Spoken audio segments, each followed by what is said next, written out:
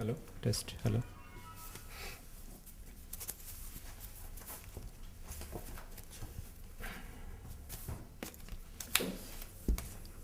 నమస్కారం. Welcome to radiokrishi.com guest of the week కార్యక్రమానికి స్వాగతం. ఈరోజు మనతో ఉన్నారు ఆంధ్రప్రదేశ్ ప్రియతమ ముఖ్యమంత్రి డాక్టర్ వైఎస్ రాజశేఖర రెడ్డి గారు. వారితో ఇంటర్వ్యూ. నమస్కారం సార్.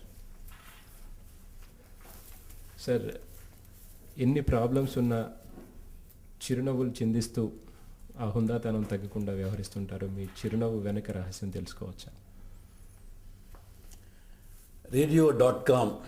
radiokrishi.com శ్రోతలకు నా హృదయపూర్వక శుభాభినందనలు.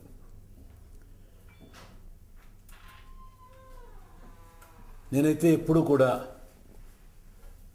చిత్తశుద్ధితో పనిచేస్తూ ఉంటాను.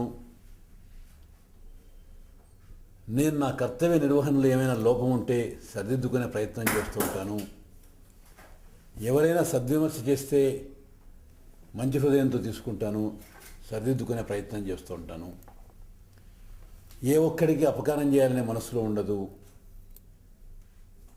ప్రతినిత్యము కూడా బీద వర్గాల వాళ్లకు మేళ్ళు ఏ విధంగా చేయగలుగుతాననే ఆలోచన నాకు ఉంటుంది.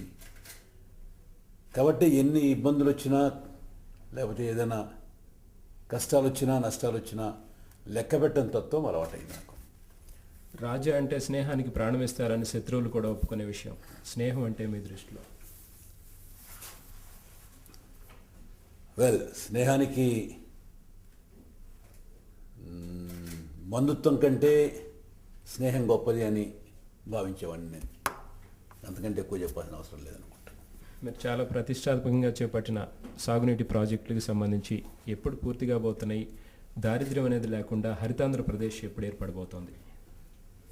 ఇప్పటికే కొన్ని ప్రాజెక్టులు పూర్తి అయ్యాయి. ఇప్పటికే 12 లక్షల ఎకరాలకు పైగా నీటిని ఇవ్వగలిగాం. ఇప్పటి నుంచి ప్రతి సంవత్సరం కనీసం 10-12 లక్షల ఎకరాలకు తగ్గకుండా నీళ్ళు ఇచ్చే కార్యక్రమాన్ని చేస్తున్నాం. నేను అనుకున్న మొత్తం ప్రాజెక్టులు ముందు 26 ప్రాజెక్టు అని పెండింగ్ ప్రాజెక్ట్ అనుకున్నాం. అవి ఇప్పుడు 56 ప్రాజెక్టులు అయ్యాయి. ఉన్న ఎగ్జిస్టింగ్ ప్రాజెక్టులకు సంబంధించిన మోడర్నైజేషను, డ్రైనేజీ వ్యవస్థను సమూలంగా బాగు చేయటం, ఇటువంటివన్నీ కూడా కలిసి దీనికి సంబంధించి. కాబట్టి మొత్తం మేము అనుకున్న కార్యక్రమాలు పూర్తి చేయడానికి 8 సంవత్సరాలు పడుతుంది. 2004వ సంవత్సరంలో మొదలుపెట్టాం. 2011వ సంవత్సరానికి పూర్తవుతాయి. తెలుగు భాషని సంస్కృతిని పరిరక్షించుకోవడానికి తెలుగు జాతి చాలా తపన పడుతుంది. ఈ క్రమంలో పంచకట్టు లాల్జీ అనేది మొదటి నుంచి మీకు అలవాటు ఉంది. దాని వెనుకున్న కనికట్టు ఏంటి? సామాన్య ప్రజలతో మమైక్యమైపోయి వారితో ఒకటిగా ఉండటానికి పంచకట్టు కానీ లేకపోతే గ్రామాల్లో వేషధారణ కానీ ఉంటే బాగుంటుంది అనిపించింది. అది అలవర్చుకున్నాం. అంతకు తప్ప పెద్దగా వేరే దీనికి కారణాలు ఏం లేవు. జన్మనిచ్చిన తల్లిదండ్రులు, రాజకీయ భవిష్యత్తునిచ్చిన గురువులు, ఈ పదవినిచ్చిన ప్రజలకి మీరు ఏం చేశారు, ఏం చేయబోతున్నారు? ఆంధ్రప్రదేశ్ ఎప్పుడూ కూడా చూడనటువంటి అభివృద్ధిని గడిచిన 3 సంవత్సరాల్లో చూపాం. మరింత ఎక్కువ అభివృద్ధిని రానున్న కాలాల్లో చూపగలుగుతాం. హరితాంధ్రప్రదేశ్గా ఆంధ్రప్రదేశ్ను తీర్చిదిద్దాలి. ప్రతి సామాన్యుడికి ప్రతి కనీస అవసరం తీరాలి. రాష్ట్రం యొక్క సర్వతోముఖమైన అభివృద్ధి జరగాలి. నిరుద్యోగం లేకుండా పోవాలి అనే ప్రధానమైన అంశాలుగా కార్యక్రమాలు కొనసాగించే ఏర్పాటు చేస్తాం.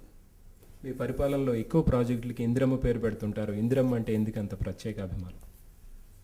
ఇందిరమ్మ లాంటి నాయకురాలు నేనైతే మరొక్కరిని చూడలా. ఆమెకున్న పట్టుదల కానివ్వండి, బీద వర్గాలకు మేలు చేయాలనే ఒక ఆలోచన కానివ్వండి, మరొక్క నాయకురాలు నా దృష్టిలో లేదు. కాబట్టి ఆమె నాకు ఆదర్శ నాయకురాలుగా నిలబడిపోయింది. చివరిగా ప్రపంచవ్యాప్తంగా ఉన్న తెలుగు వారికి మీరు ఇచ్చే సందేశం సార్? ప్రపంచంలో ఏ దేశంలో ఉన్న తెలుగు వాళ్లకు ప్రత్యేకత సంతరించుకున్నారు. మన ప్రాంతంలో లేక మన రాష్ట్రంలో ఉన్న తెలుగు వాళ్ళకైతే ఇదేదో పుట్టి పెరిగింది ఇక్కడే, కానీ బయటికి పోయిన తెలుగు వాళ్ళు. వారు చేస్తున్న ప్రతి కార్యక్రమంలో ఒక ప్రత్యేకతను సాధించుకున్నందులకు వారిని అందరినీ హృదయపూర్వకంగా అభినందిస్తున్నా. ప్రవాస ఆందోళన కానివ్వండి, ఆంధ్రప్రదేశ్ ఎల్లలు దాటి ఉన్న మిగిలిన తెలుగు వాళ్ళని కానివ్వండి, ప్రత్యేకంగా అభినందిస్తాం. థ్యాంక్ యూ వెరీ మచ్ ముఖ్యమంత్రి గారు. మీ అమూల్యమైన సమయాన్ని కేటాయించి మాకు ఇంటర్వ్యూ ఇచ్చినందుకు ధన్యవాదాలు. Thank you very much, sir. I really appreciate that. Thank you.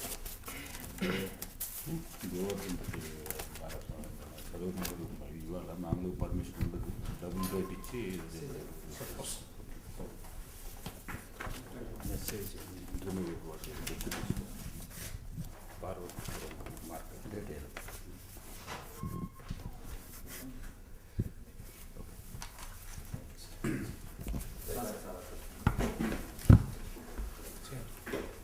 Thank you.